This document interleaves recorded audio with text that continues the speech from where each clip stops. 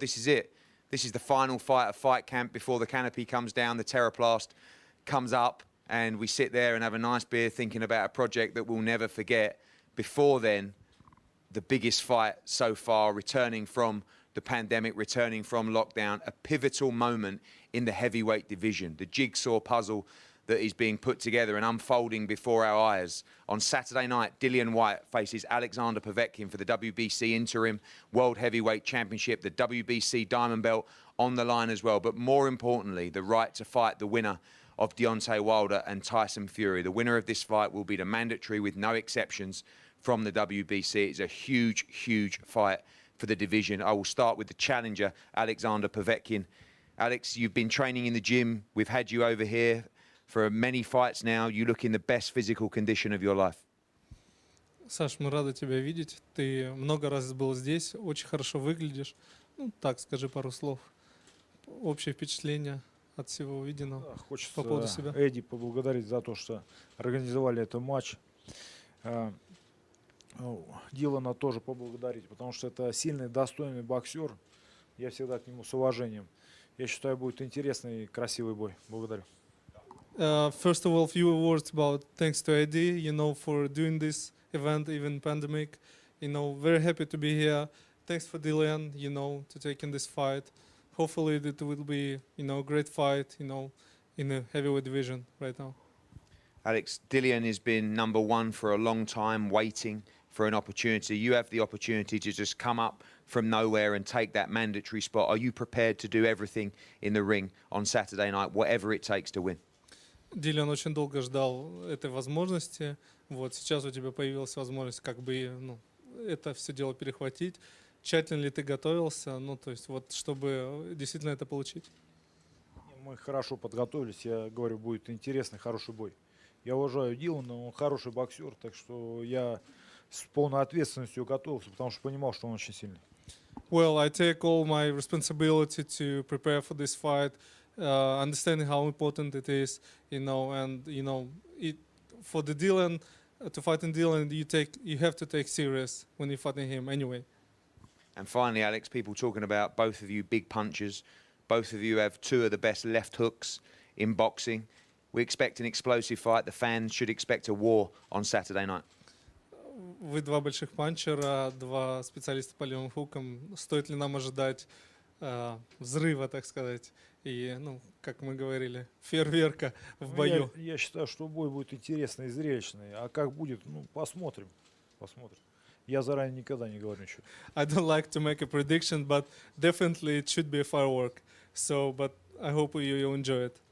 Thank you, Alex. Dillian, I don't think I've seen you in shape like this before in your entire career. Sorry, anyone more? No, he won't translate what he's saying. Okay. Yeah. Dillian, I said he looks good. Looks pumped, yeah. Dillian, you're in the shape of your career so far, unquestionably. I guess the pandemic has helped you in many ways to have probably the longest camp in the history of heavyweight boxing. I think about 4 or 5 months out in Portugal, but you seem very happy, you seem very relaxed. Is that because you feel like you've ticked every box needed in preparation for this fight? You know what, the whole of last year for me wasn't a great year. I had 2 fights last year. My mind wasn't right in any of them really because stuff was happening, and obviously stress does 1 or 2 things to you, make you put weight on. I make you lose a lot of weight. Unfortunately for me, it made me put a lot of weight on. I think my last set was 20-something stones or whatever it was. So I was happy for the time. I needed to train, get myself in shape, and I done it slowly instead of just rushing and going crazy like I was trying to get weight down and stuff. So it's been good. It's been very good, But I know who was fighting and what it would take. So I was just okay, cool. I got extra time to do stuff and get in shape, and that's what I've done. Do you feel that there's pressure on now? I mean, you seem to be someone that's kind of ignored pressure in the past, but a lot's happened since this fight was made originally. Originally you were searching for that resolution from the WBC. Now you've rescheduled the fight, but you do have the resolution for the WBC to know that if you win on Saturday night, you'll fight the winner of Fury against Wilder. Does that put more pressure on you ahead of this fight?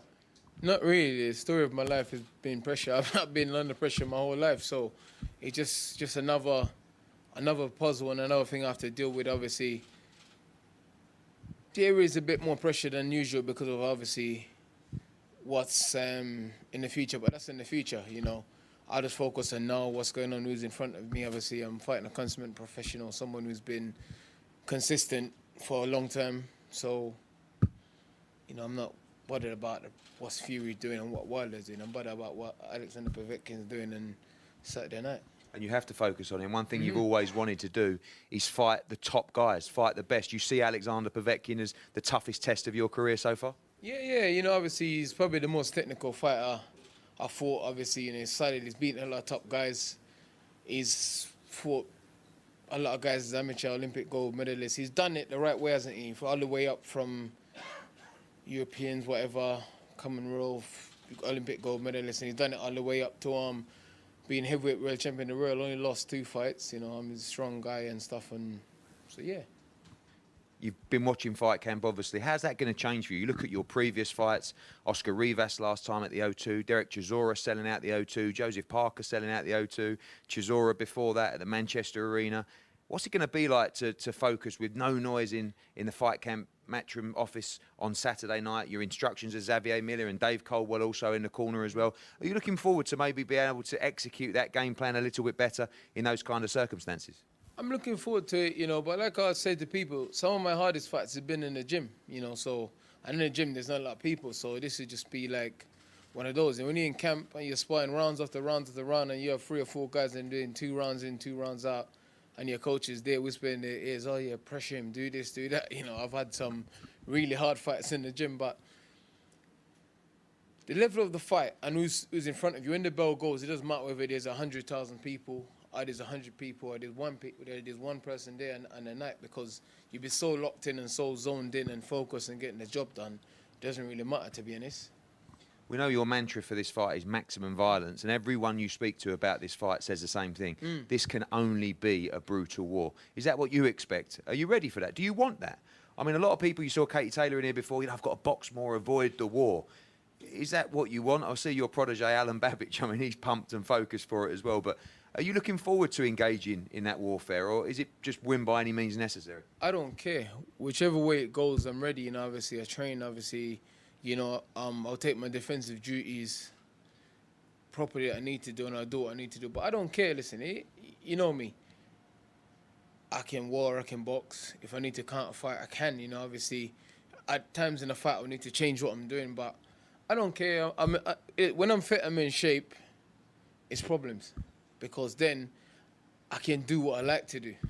You know, I don't have to think like my last fight, I wasn't in shape. I was like, I need to stay just in gear 1, gear 2 to get the 10 rounds in case it goes long, because Wack's a tough guy. But when I'm in shape, I don't care. I don't mind blowing up because I know I'll recover. That's what I've been doing in camp, you know, pushing the engine and blowing up and recover and then go again. So regardless, whatever he wants to do, then I'm cool with it, you know, I'm cool with it. I know the importance of just getting the win. I know you have respect for Alexander Povetkin, but do you believe you'll win this fight by knockout on Saturday night?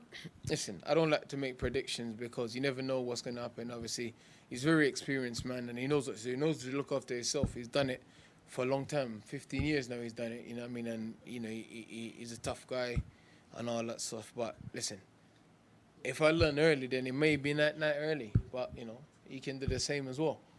I know you won't be thinking about them, but the eyes of the heavyweight world will be on you on Saturday night. Anthony Joshua will be there for Sky. You know that Fury will be watching. You know that Wilder will be watching. Everyone will be watching this performance. Do you feel like some of those guys, particularly stateside, will be hoping you almost slip up? You know, you've been 1,000 days banging on the door for this opportunity. All you have to do is get past this final hurdle.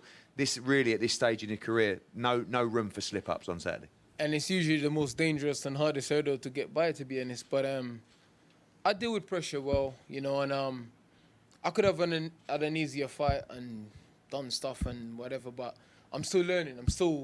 I had 7 amateur fights, 28 professional fights. I'm still learning, I'm still working and stuff. And these are the kind of fights you need to test yourself, and these are the kind of fights you need to grow. And these are the kind of fights, you know, this guy has seen everything. He's seen about 20 guys that fights the same style as me, the same size, come forward, do all this sort of stuff. So for me to get in there and beat a guy like this, then I sort of piggyback on his experience and all the stuff he's done as an amateur and all the stuff he's done as a professional. So this is the kind of fight I need. a fight that tests me, a fight that motivates me, a fight that that I can learn from, a fight that I gotta think more than I normally do. You know, I could easily take an easy fight that I know 80% I'm gonna win by knockout anyway. But you know, this is the kind of fight I need. Decision in my career. This is a fight that just gives that little extra edge, you know, in your focus and things like that. And that's why I've got myself into the kind of shape I've got myself into. Well, I know your willingness to take these big fights, to take these risks, is admired by the British public. Do not miss this heavyweight fight on Saturday night. This is so pivotal to the heavyweight landscape at the moment. Like I said, the eyes of the heavyweight world will be watching Anthony Joshua in attendance. We know that Fury, Wilder, all the guys will be watching this thrilling heavyweight matchup for the WBC Interim Heavyweight Championship of the World between the body snatcher Dillian Whyte and Alexander Povetkin. Do not miss it. Gentlemen, if we could have a head-to-head here before we go to our media duties.